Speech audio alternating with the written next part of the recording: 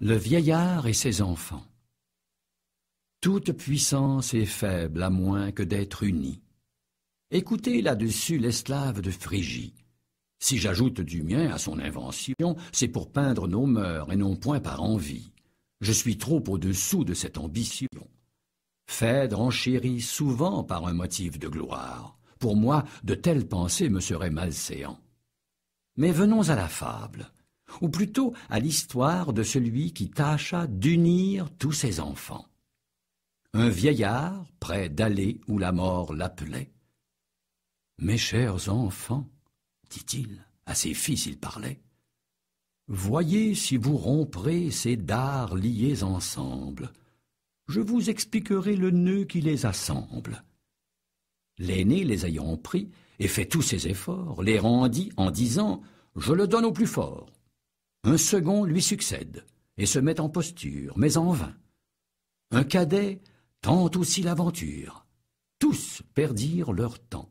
Le faisceau résista. De ces dards joints ensemble, un seul ne s'éclata.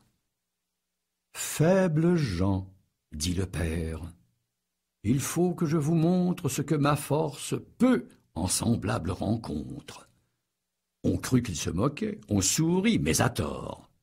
Il sépare les dards et les rompt sans effort. « Vous voyez, reprit-il, l'effet de la concorde. Soyez joints, mes enfants, que l'amour vous accorde. » Tant que dura son mal, il n'eut autre discours. Enfin, se sentant près de terminer ses jours, « Mes chers enfants, dit-il, je vais où sont nos pères. Adieu.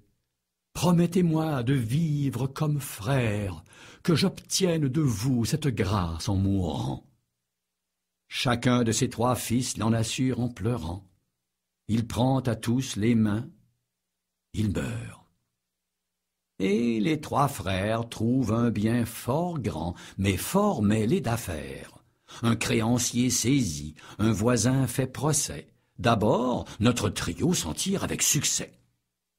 Leur amitié fut courte autant qu'elle était rare.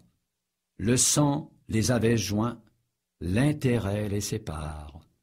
L'ambition, l'envie avec les consultants dans la succession entrent en même temps. On en vient au partage, on conteste, on chicane. Le juge, sur 100 points, tour à tour, les condamne. Créanciers et voisins reviennent aussitôt, ceux-là sur une erreur, ceux-ci sur un défaut. Les frères désunis sont tous d'avis contraires. L'un veut s'accommoder, l'autre n'en veut rien faire. Tous perdirent leurs biens et voulurent trop tard profiter de ces dards unis et pris à part.